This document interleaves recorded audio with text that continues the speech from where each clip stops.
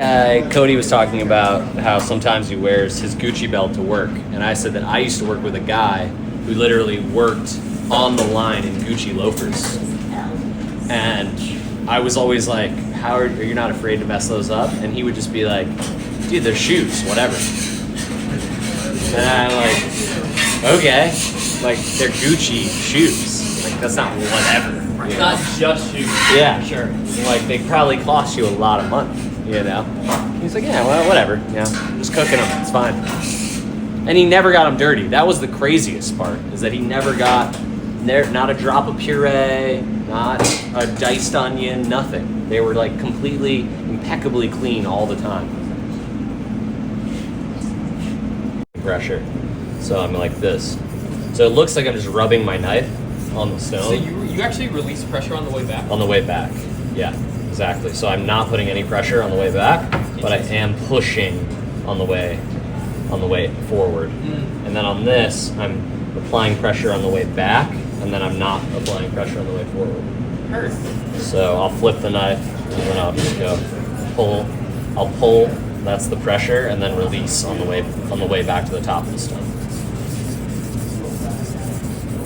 I wonder if I use that whenever you're done. Yeah.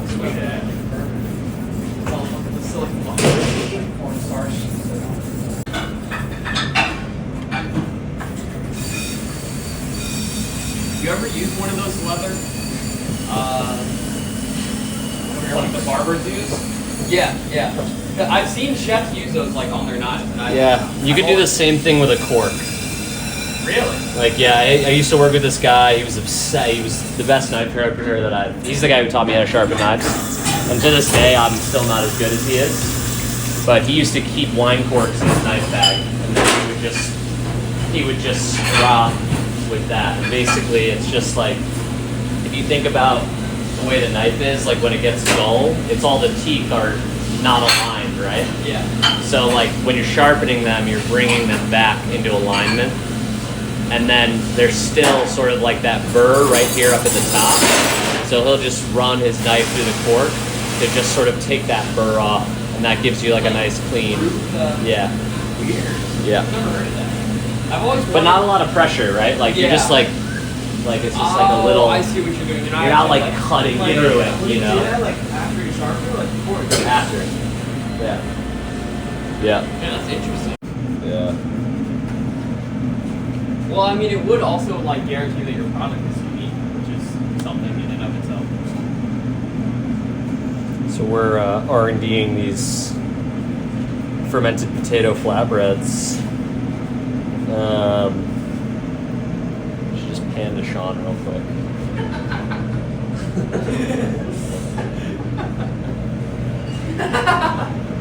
Sean was telling me he avoids you at all costs whenever you're filming because he doesn't want to. He's afraid of the camera. I actually told him that one day I want you to do a day in the life of Sean. Here. Looking early. Tarage, beans, carrots, and potatoes. Nice. Anyway, we're R&D'ing these fermented potato flatbreads that they're inspired by a restaurant in Copenhagen that no longer exists, but it was called Amass, A-M-A-S-S, Amass. And yeah, not like, similar to Tomas, but anyway. And they do flatbread that's basically exactly like this. And I always was really inspired by it. So you ferment the potatoes in a 2% salt brine for 4 days. And then you sort of mix them into like something that's very similar to a naan dough. And then we're going to pan fry them. And I'm going to give them a little kiss on the grill. And then we'll finish them in the oven. But we're thinking about doing some sort of grilled prawn dish. So like maybe head-on prawns with a grilled potato flatbread. Yeah, it's interesting. Yeah, it's nice. So we're right now we're griddling the flatbreads, and we're just gonna get some color and set the crust. I'm gonna take them over to the grill, and we're gonna grill them to get a little char and smoke. And then I'm gonna brush them in this. This is a toasted hay butter. So we take hay and we put it in the oven and we toast it until it's like golden brown, and infuse it into butter.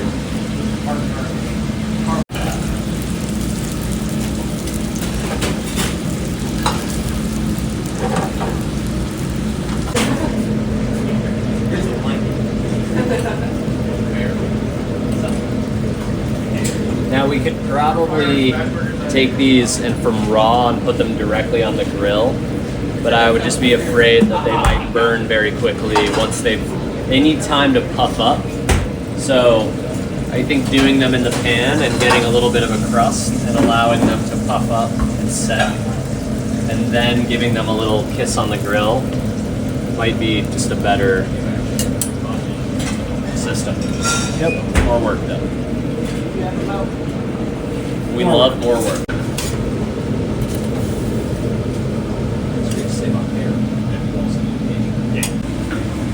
So brushing these with the smoked hay butter.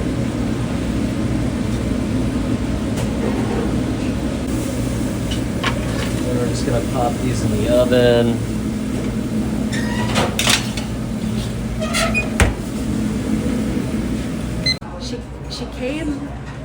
She came around the island after my legs. She was like coming after me. So I'm like, well, take the scratcher and scratch her back. So I'm scratching her back. Did she roll over? And then she went down on the ground and she rolled over, and I must have gone too hard on her belly, and then she turned around and went,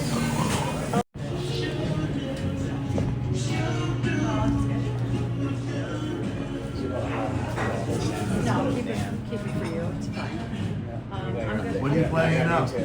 We're on YouTube. On YouTube? We love Willa. Best place to eat. I think my push-ups were amazing. Your push-ups? Yeah, they were good. Yeah, his arms weren't extended. Dude, still the most in the kitchen. Come on, drop that. Nah, man, not with the camera. I can't get set up like Sean. Anyone wants the challenge? Yeah. Fermented potato flatbread, smoked hay butter, sea salt, good stuff. Chop one up for you.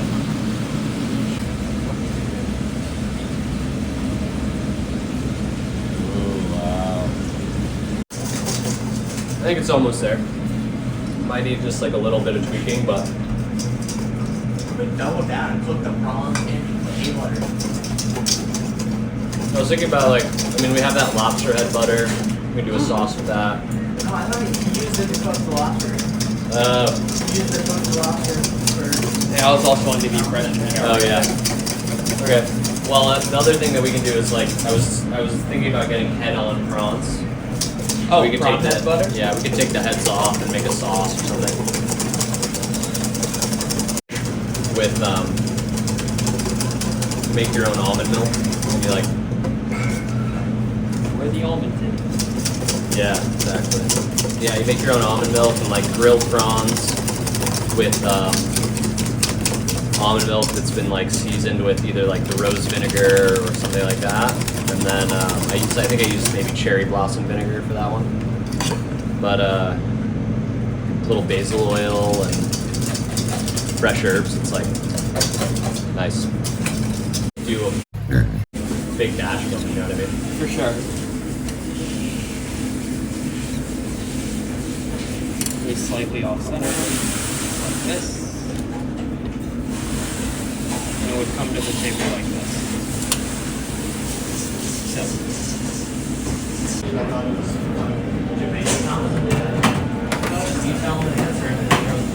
Yeah. Had him in the house. Only Captain Kangaroo. I got money in my house. I don't need loose change when I say money in the couch. You did? Yeah.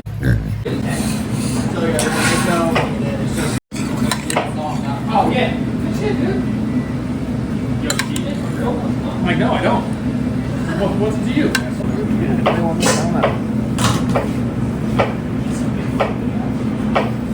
Again?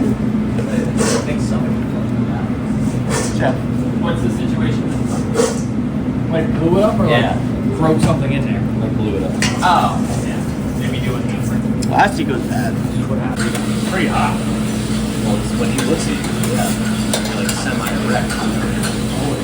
Wait, you're not always?